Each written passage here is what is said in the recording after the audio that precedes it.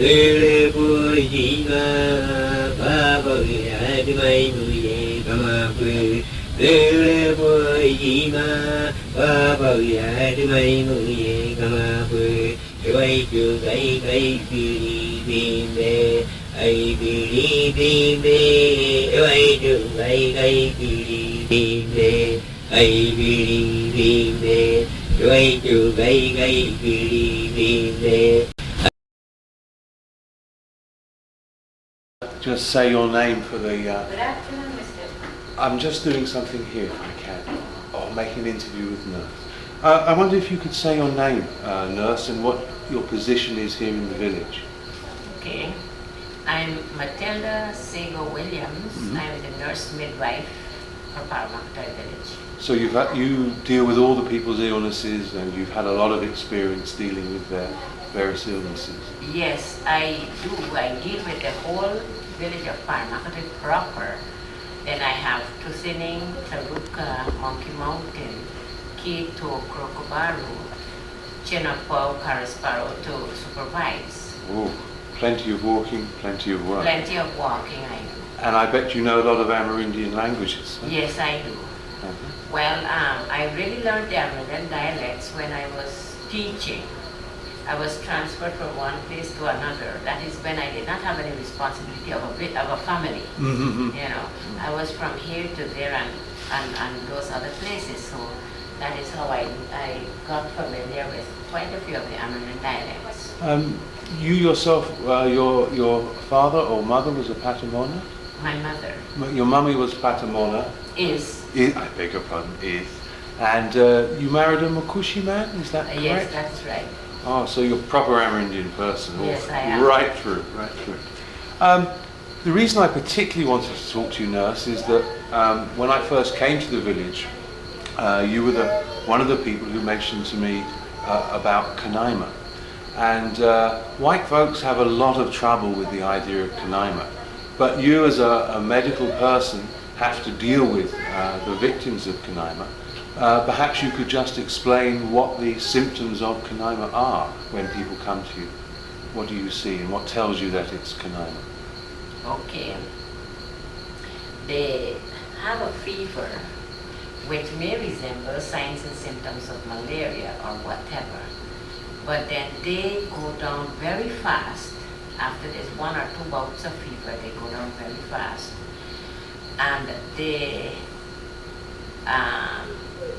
complain of a pain in a particular point or a couple particular points in their body.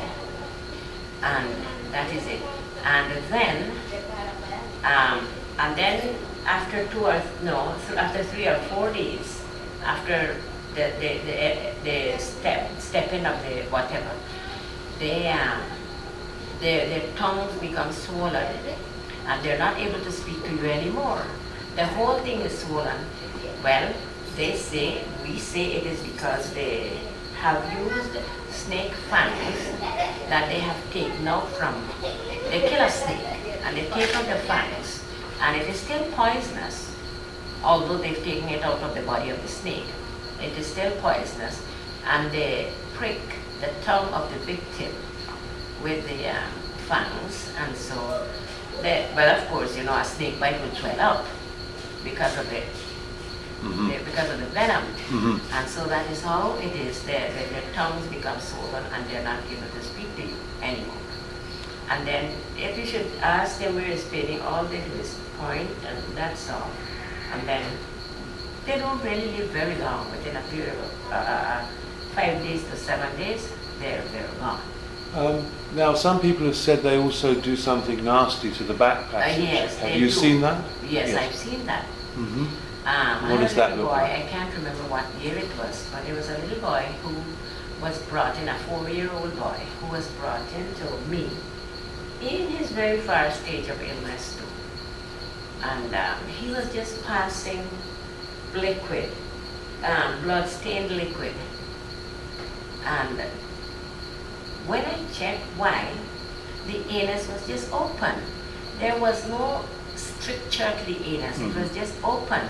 And when you look, it was just open. You could have seen right from where you were looking to wherever. That is what happens. And they say the Kanaima takes out the anus. Or, yeah, that's what we say. But then what I was made to understand is that they do not really take out anything as such.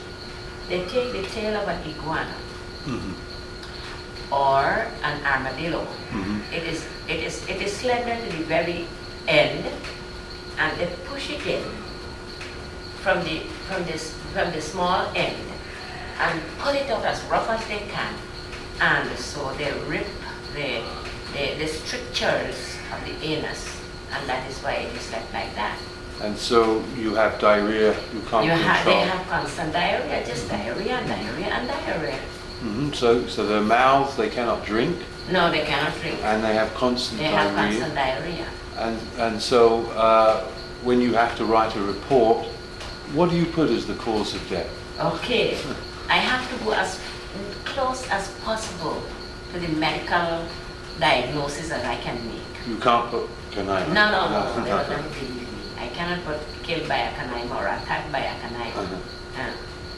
If by they have gotten lockjaw from these bites, I would say that they died from tetanus, okay?